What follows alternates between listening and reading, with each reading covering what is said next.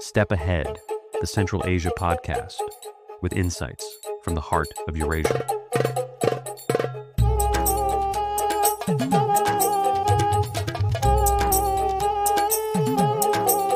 Step Ahead.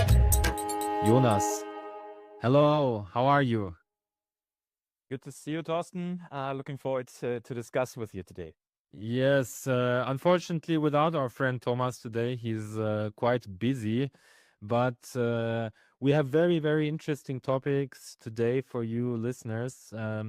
Jonas, you have visited the Leipzig Book Fair.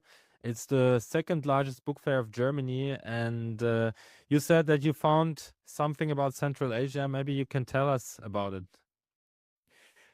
Yeah, first of all, I would like to say we want to start today with some more culturally topics with literature, especially, then going into some more number-based economic topics. And yeah, I would like to share some experiences from my visit of the Leipzig Buchmesse, it's called, so the Leipzig Book Fair. And I was quite amazed to see over 300,000 people participating in this book fair, even though, yeah, many years ago, and every couple of years, people say the book is out, it's not relevant anymore, we have digital media, people are not reading anymore, which might be relevant, but 300,000 people coming to this event is, of course, remarkable. And you cannot see it very clearly, unfortunately, that Central Asia plays a role in this book fair, but it certainly does. And hereby, of course, would like to say a couple of words about like what is Central Asian literature. And of course, we have Central Asian authors writing in Russian language. We have, of course, also the so-called Russian Germans, so people who originated 200, 300 years ago in Germany, then later for different circumstances came to Central Asia, and nowadays mostly live still either in Kazakhstan or are back in Germany. And they sometimes write still in German language, in Russian language, but I would say that everything I was just talking about is somehow part of Central Asian literature. And so what I found only in this book fair is these kind of Russian German authors, which were originating from Kazakhstan, mostly born in Kazakhstan or Uzbekistan, writing about yeah, mostly stories of migration or about life. Yeah, back to life, I would say, after the World War. And yeah, just to mention two things. So I'm pretty much amazed by Central Asian literature. Most importantly, there are certain authors which are still nowadays not that well known. I would like to point out two authors here, which is from Kazakhstan, Mukhtar Awezov, and from Kyrgyzstan, maybe some of our listeners, our audience knows him, Chingiz Aitmatov. And This is actually new literature, right? Or more or less new literature from the 20th century. From the 20th century, exactly. Yeah. So Awezov is a Kazakh writer who was mostly active in the first part of the 20th century, while Chingiz Aitmatov was also like born in Soviet Union and I think died in 2008. And yeah, so the special thing is, and this is maybe quite remarkable, that the differs Central Asian literature from maybe classic like European ones is the integration of descriptions of nature, especially, and of course of different kinds of, I would say, fairy tale like stories from Central Asia. So I have love stories. I think Jamilia is one of the most yes popular books. I think many people in Germany actually know this one. Exactly. Jamilia is like a Romeo and Julia of the Central Asia. It's like a big recommendation. It's easy to read, maybe 100 pages, and something you can enjoy. And in German, it's called Der weiße Dampfer, the white ship. It's a story about a young boy growing up in the Kyrgyz mountains. Very sad, tragical story. It was one of my favorite books I read last year. And Cengiz Aytmatov, the author, has quite some connection to Germany because he later, in his last years of life, became the ambassador of Kyrgyzstan to Germany. So here we have, of course, a connection somehow. But That's anyway, interesting. Yeah. anyway, just one last point about that. There is a project called the Kazakh Library because of the fact that mostly we don't know about Kazakh, Kyrgyz, Turkmen authors because of the fact that they are not translated. And most of the people, especially in Europe or in North America, do not speak their languages. And that's why some of German publishing houses had the idea to actively translate Central Asian. It's a great idea. Yes. Yeah. Yes, so if you have an interest in that, just go on the website Kazakh Library, and you'll find a Wikipedia article and all information what kind of authors they are.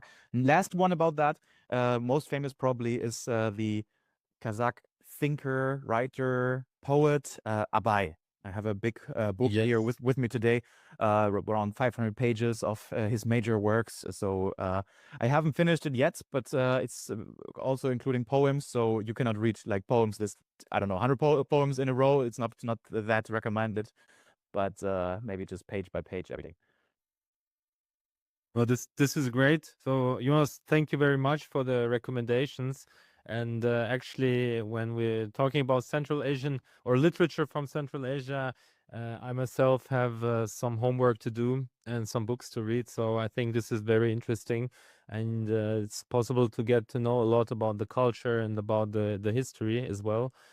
And yes, but all in all, you would say that literature from let's say Kazakhstan, Uzbekistan, Kyrgyzstan was still a little underrepresented at the book fair. Yes, sure. And maybe something I have to say before is I believe that many of the um, folk stories of the people, they were not written until a certain point. So for decades, maybe centuries, the tribes, the nomads in Central Asia were telling stories from the parents and grandparents to the children. And this was done for many years until they were at some point of time written down. I think there's still a lot to discover because, I believe, especially in Germany, we have in this Leipzig Book Fair a clear overrepresentation of Nordic countries, and I think what German readers love is those spooky hills and forests in Finland, Sweden, Norway, with many Crime. animals and yes, maybe some crime also, and also this descriptions of loneliness of nature. And I think this is something that Central Asia can do as well. About these landscapes, about the beautiful mountains and rivers, and yeah. So maybe the mountains are a good bridge we can take to our next topic from the Leipzig Book Fair and the non-representation or limited representation of Central Asian countries. Coming to your topic, Thorsten. Yes, yes. So shout out to all young authors and publishers from Central Asia.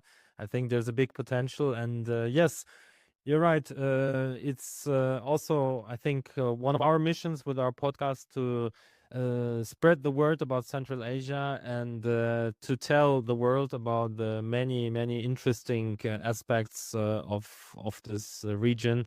And one of the topics I would like to talk today is Alatau city, which is a very, very, very interesting project. Basically, as the president of Kazakhstan stated it, Kazakhstan wants to build a new city, which is supposed to be something like the Singapore of Central Asia.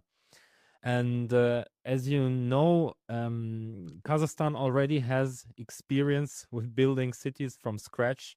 The current capital, Astana, was almost built from scratch, basically. and it is a big success story. And the plan is to, yeah, maybe repeat something else, repeat something like this with a new project, and this project is called Alatau.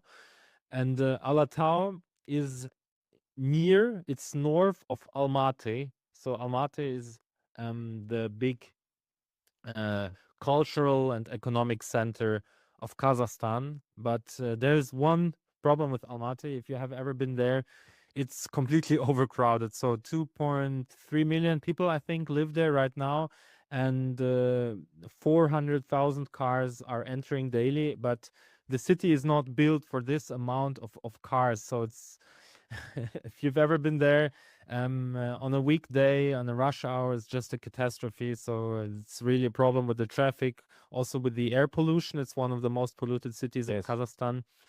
And the idea with Alatau is kind of take away this pressure on Almaty and expand it to the north. So Alatau is basically in the middle of two cities of Almaty and Konaev. And Konaev is something like the Las Vegas of Kazakhstan. So it's the gambling city where casinos are allowed. And Alatau is somewhere in the middle, near the Kapchagai Reservoir, and this is a big lake.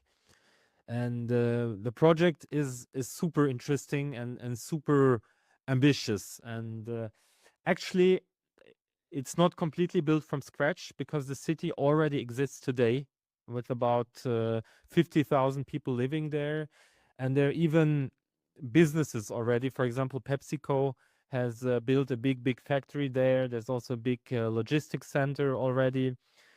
So if you compare it to other projects like Saudi Arabia's NEOM project, which is a new city built in the desert, it's not completely being built from scratch. And some people criticize Kazakhstan that mm, the there could be the risk, facing the risk that it will be a ghost town.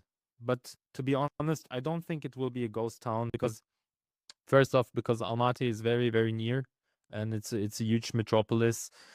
Secondly, the place already exists. The third moment is that Kazakhstan already has a successful experience with building cities from scratch, and they have already very big partners, international partners involved. And there are, of course, many of those flagship projects. Of course, there should be a skyscraper. It's supposed to be the tallest building of Kazakhstan, with more than 270 meters. They have involved the same firm which was also involved in building the Burj Khalifa in Dubai. And the builder itself is the China State Construction and Engineering Corporation, which has built around 90% of all China's skyscrapers.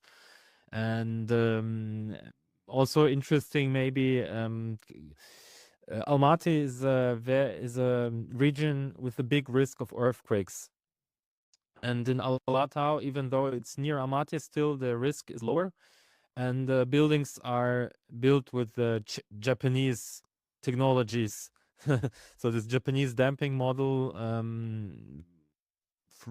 to prevent any damages to happen. And this is very interesting. And they're going to be like four districts: a financial and business district. And what is also very interesting is that Kazakhstan will now experiment with new government models, with digital ecosystems, with cryptocurrencies. So this will be like a sandbox, like a playground to implement all of these things. Special economic zones, of course, and there will be interesting opportunities for investors, like 0% corporate income tax, free customs zone within this special economic zone, zero VAT on internal trade. So many interesting elements. Of course, also a new university which is being built. And all in all, I think this is a super interesting project, which is being built basically from scratch right now, and it says a lot about Central Asia, about the potential, about the vision which the Central Asian leaders have. Yes, it's super interesting what you're sharing. You described it in the beginning to Singapore, right? It could be the Central Asian Singapore, you said. Why do you think so?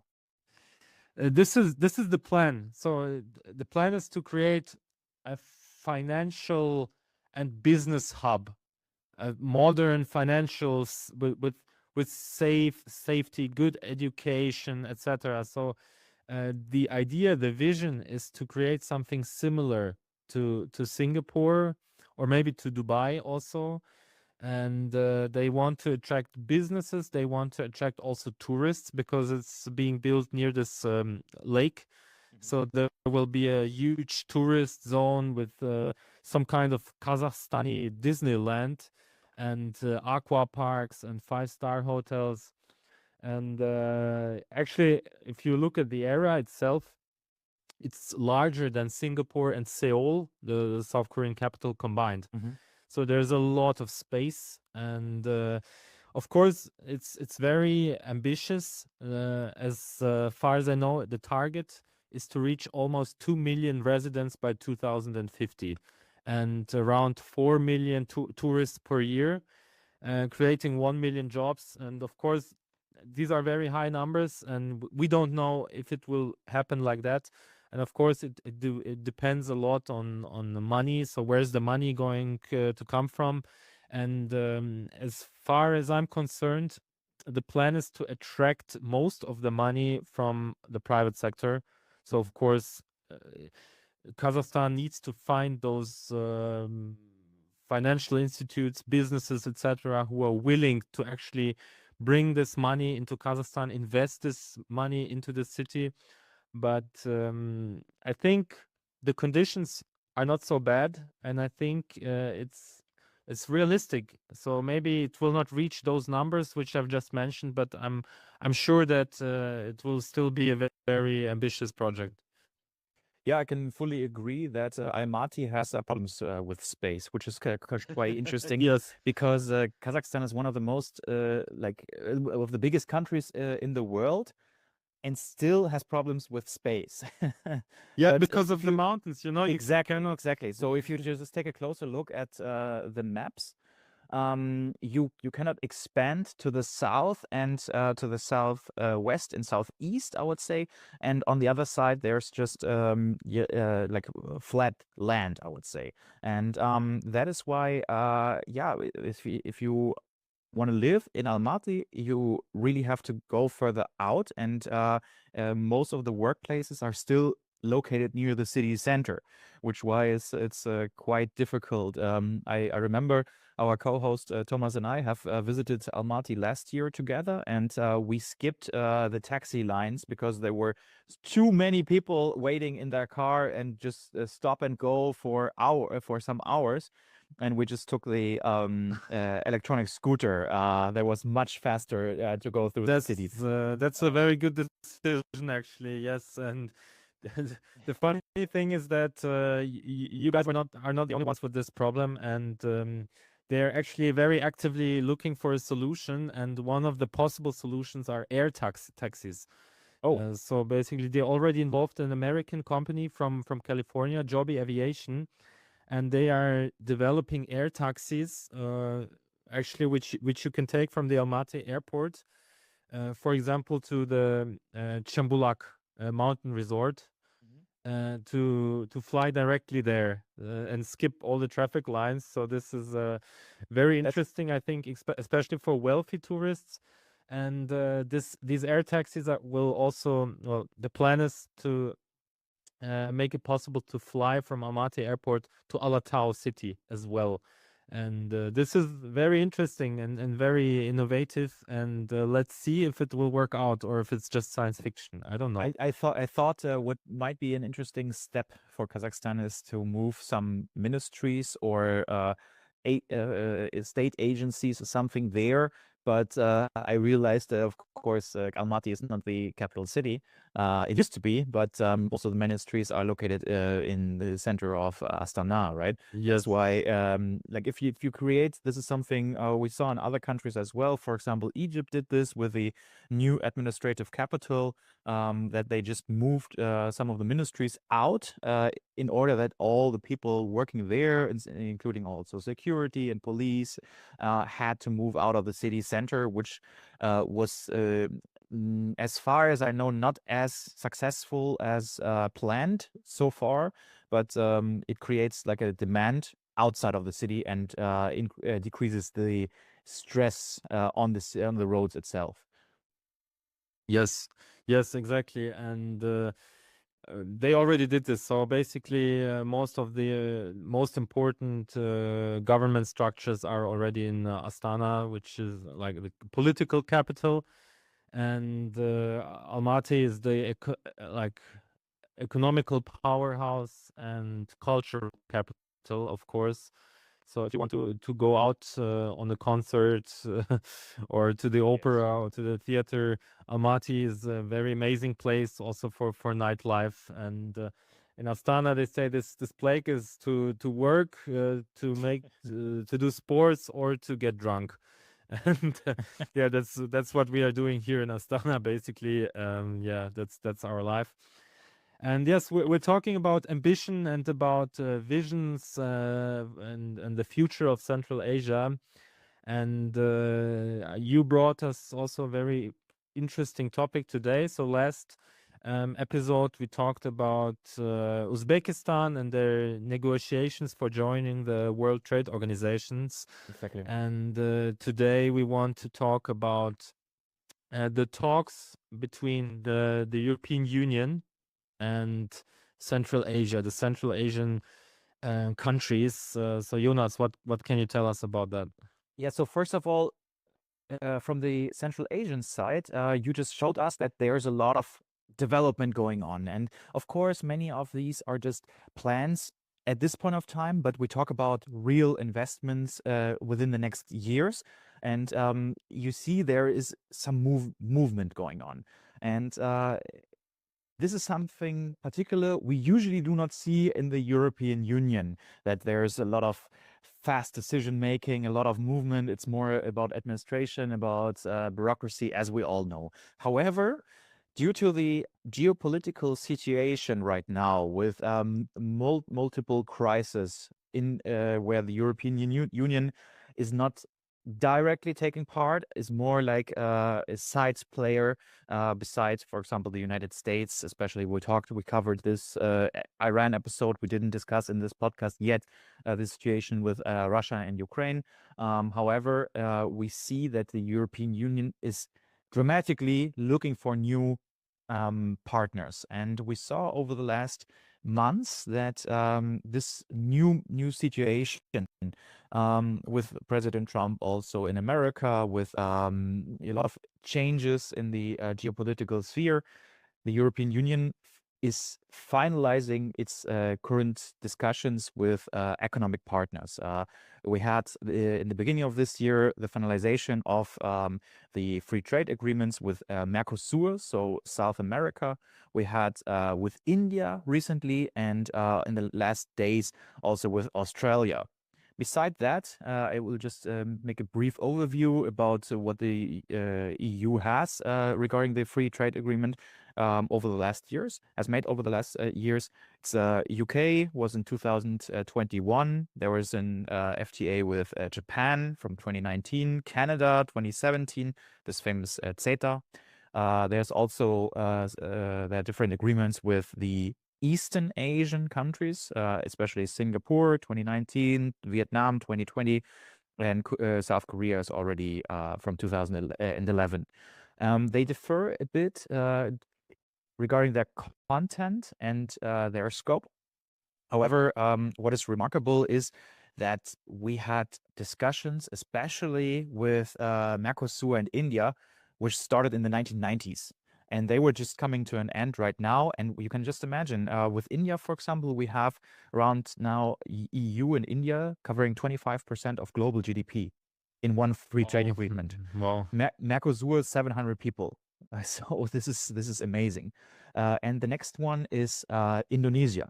However, the problem I see here is, a free trade agreement with Indonesia, with Australia, are interesting and are relevant steps. However, it's like the furthest you can get. If we follow the EU's thinking, next free trade agreement should be with Mars. Yeah, I'm wondering why we do not go as next steps to countries, to regions which actively ask for for support, for partnering.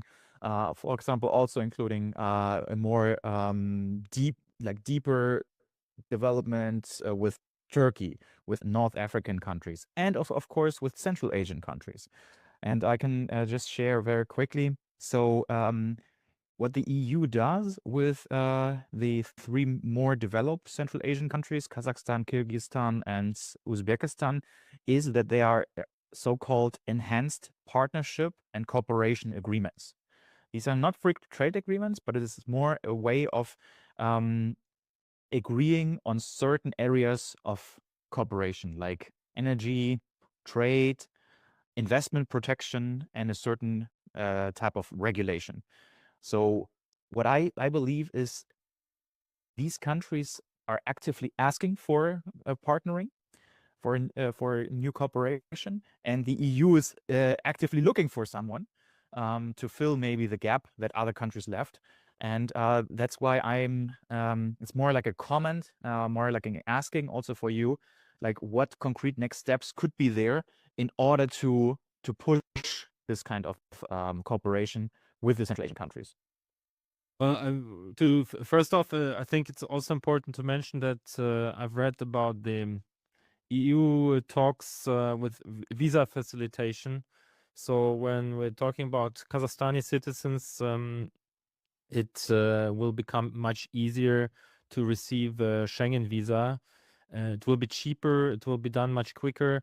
So as far as I'm concerned, those talks are already very much progressed, and hopefully they will come into effect soon.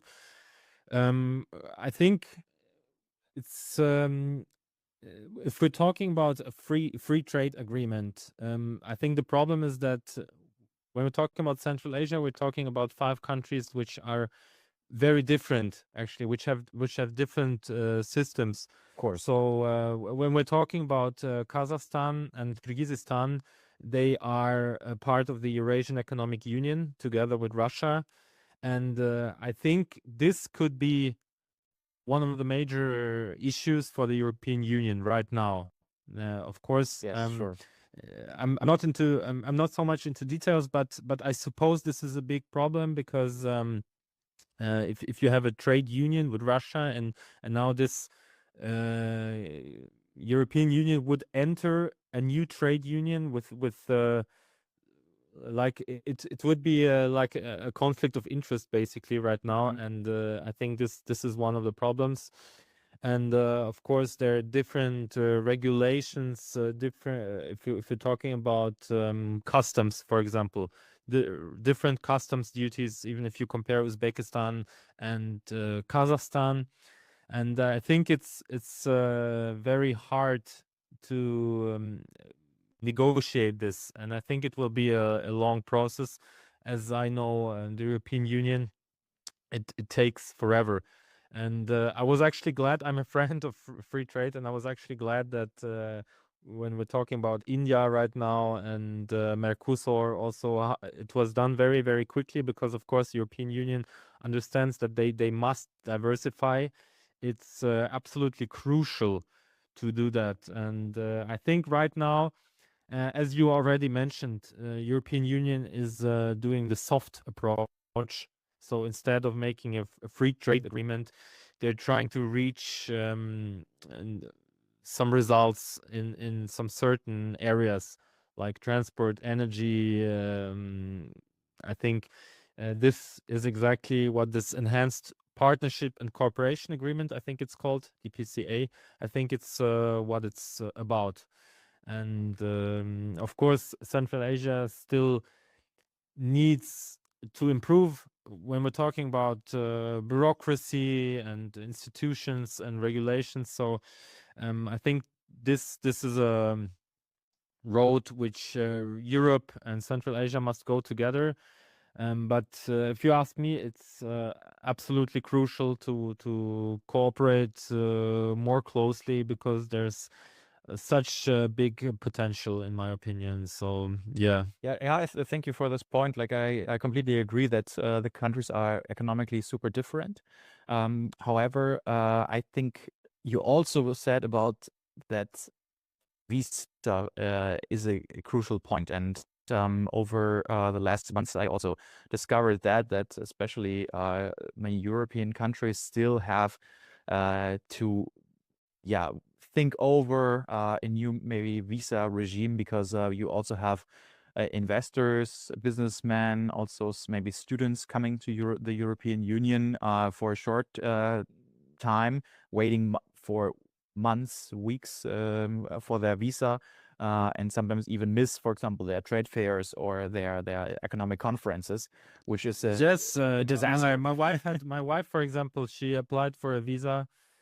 So she's a Kazakhstani citizen, and back in the days, she applied for a student visa for Germany, and she received it when her studies already began. So Great. and this happens constantly, and this is a big issue. And if you ask me, it's kind of unfair, because German citizens, for example, are allowed to enter Kazakhstan completely visa free. We can stay here, I think, 30 days without a visa. Yeah. And Kazakhstani citizens need to wait, need to pay. It's not really fair, to be honest. And I think Yeah, it's and time especially for the European Union to move. Yeah. when it's about like these short term stays, like 20 days, maybe, you can visit easily the economic conference or the family visit or whatever. That might be a relevant step. But as maybe to sum this up, we see, and this is the great thing, a certain matching from the two areas to the two regions.